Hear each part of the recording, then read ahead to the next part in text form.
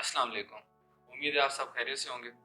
आज हमारा दूसरा सेशन है, तो दूसरे सेशन में हम देखेंगे इसके नुकसानात और फ़ायदे इसके क्या-क्या हैं। सबसे पहले हमें इसकी इन्वेंटरी नहीं लेनी पड़ती, कोई इन्वेंटरी नहीं रखनी पड़ेगी, कोई वेयर हाउस नहीं रखना पड़ेगा हमें। सिर्फ हम एक सप्लायर ढूँढेंगे अली एक्सप्रेस पे, उधर से प्रोडक्ट ढूँढेंगे, प्रॉफिट अच्छा आ रहा है, डिमांडिंग है, सेलिंग प्रोडक्ट है, ठीक है, प्रॉब्लम सॉल्विंग प्रोडक्ट है, ठीक है। हम उसको लिस्ट करेंगे अपने शॉपिफाई स्टोर के ऊपर और हम उसको सेल करना शुरू कर देंगे, ठीक है। इसमें पहला फ़ायदा क्या हो गया हमें कि इसमें हमें इन्वेंटरी नहीं लेनी पड़ी, इन्वेस्टमेंट नहीं करनी पड़ी, हमें कोई वेयर हाउस नहीं लेना पड़ा, ठीक है। जिस तरह हम अपने शॉप बनाते हैं, हमें सारा माल लेना पड़ता है पहले, फिर आगे ऑर्डर आया या ना आए, वो हमारा माल पड़ा है, वो हमारे पैसे बाउंड हो जाते हैं, ठीक है। सबसे पहला फ़ायदा ये है ड्रॉप शिपिंग।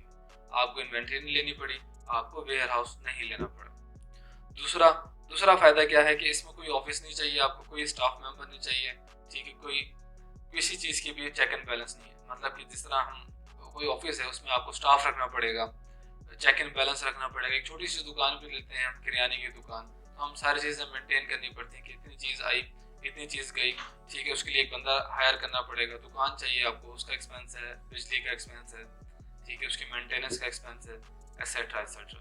तो ड्रॉप शिपिंग में ऐसा कुछ नहीं होता, शॉपिफाई में ऐसा कुछ भी नहीं होता, ठीक है। हमें सिर्फ प्रोडक्ट लिस्ट करना है, प्रोडक्ट हंट करना है और उसको लिस्ट कर उससे प्रॉफिट अर्न करना है। सबसे बड़ा फ़ायदा इसका ये है।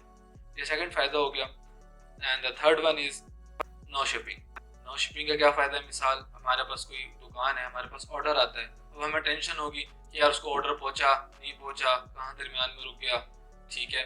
तो ये बहुत सारे एक मसला आ जाता है, उसके चार्जेस बेयर करना शिपिंग के। तो ये बहुत सारी चीज़ें इसके अंदर आ जाती हैं शिपिंग के अंदर, जो कि हमें शॉपिफाई के अंदर ये चीज़ नहीं देखने को मिलती। हम डायरेक्टली वेयर हाउस को, हम सप्लायर को अपना ऑर्डर प्लेस करते हैं और सप्लायर अपने टाइम टेबल के मुताबिक उसको कस्टमर तक अपनी चीज़ पहुंचा देता है। तो ये टेंशन भी उसकी हेडेक हो गई सप्लायर की, ठीक है।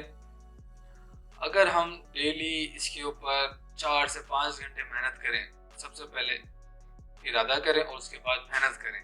इरादा इसलिए कहता हूँ मैं बार बार कि लोग काम तो करना चाहते हैं लेकिन मेहनत करना नहीं चाहते। इससे मिसाल इसकी मुराद ये है कि 2-3 दिन, पाकिस्तानियों की नेचर है, 2-3-4 दिन करेंगे काम, उसके बाद जी वो कहते हैं रिजल्ट नहीं आ रहा और छोड़ कर चले जाएंगे, ठीक है। लॉन्ग टर्म प्लान है, मेहनत करते जाएंगे, स्टेप बाय स्टेप चलते जाएंगे तो इंशाल्लाह फ़ायदा होगा, ठीक है। लेकिन इसका एक नुकसान है। एक नुकसान इसका यह है कि long shipping time. Long shipping time किस तरह? अली एक्सप्रेस का विजिट करवाता हूँ, देखिए जैसे कि यहाँ पर एक सप्लायर बैठा है जो ये वॉच बेच रहा है, ठीक है, ये घड़ी बेच रहा है और यहाँ पर ये यूएस में डिलीवर करने का टाइम ले रहा है। तब तक आपको कस्टमर को बेयर करना पड़ेगा, उसकी बातें सुननी पड़ेगी, उसको सेटिस्फाई रखना पड़ेगा कि आपका ऑर्डर प्लेस हो चुका है, आपको मिल जाएगा, उसको सेटिस्फाई रखना है आपने, ठीक है।